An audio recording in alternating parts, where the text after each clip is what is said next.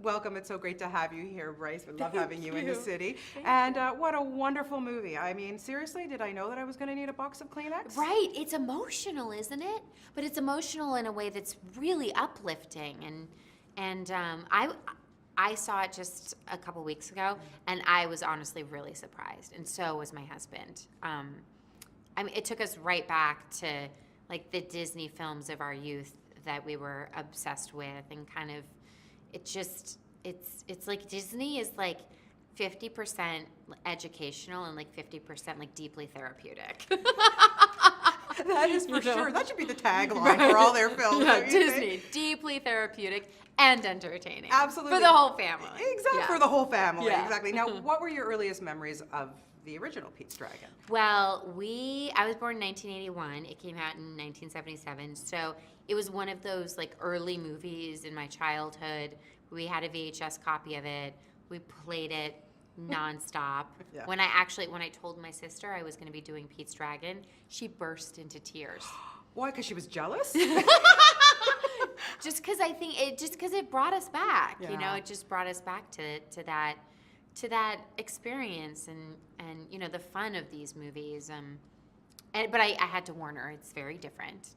It's definitely very different from the 1977 version. For sure. Which is a little trippy. No, yeah, I was saying, I wonder what those animators were doing when they made that film. It were was having a really party good time. every day. It certainly was. Yeah. And is this something that maybe, you thought about when you got the script or the offer and you go, I'd like to do this one for my children? Yes, that was definitely a part of it. I mean, I wanted to do it because I wanted to do it. Like, I badly wanted to do it. I have so much respect for David Lowery as a filmmaker. The producer of this film is somewhat Jim Whittaker, who I've known and loved for like decades. Yeah. And I read the script and I was so, what the film ended up being, like I was so taken by it and moved by it. And then, of course, it's a movie, that my kids can watch and enjoy. And, hopefully they came with me to New Zealand when we were shooting it. And so I have so many memories of myself as a kid, loving the movies that my dad was making, and loving the experience of feeling somewhat a part of it. And I hope that they feel the same way about this. Oh, I'm sure that they will. And speaking of your dad, I mean, listen, you hit the jackpot with dads, I have to tell you. One of the nicest guys in the entire universe, no question.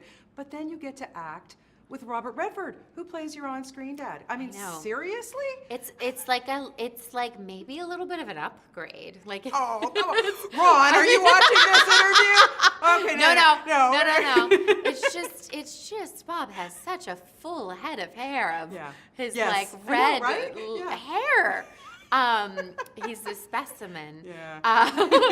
And an amazing individual. Yeah. I mean, and it felt very natural as well because it's they have a lot of similarities as people. They're very good people and they're inherently storytellers, and they both acted and directed and are entrepreneurial and in the entertainment field. So there was a comfort level that was present that I don't think would have been if I hadn't kind of been around someone like Bob. Otherwise I would have been like freaking out. Yeah, I can imagine. Yeah, he's such a wonderful person. You're right. And is there any different? I mean, now you're becoming a pro working with the CGI and kind of acting against nothing. But is it a special art to act opposite a dragon as opposed to a dinosaur? Well, it's for me it was very basic. Like dinosaur, you run away from the dinosaur. Like dragon, you run towards the friendly dragon. Okay. So like that's a difference between the two. But in terms of the technicalities and whatnot, it's what I found is that it's sometimes sets can be a little like there's a lot of energy and timing is always an issue, and sometimes there can be a little franticness. But what I've learned is that it's so important that you have an understanding of like where the CGI character is, like what that performance is going to be like. And for this film and for Jurassic World, there was a previs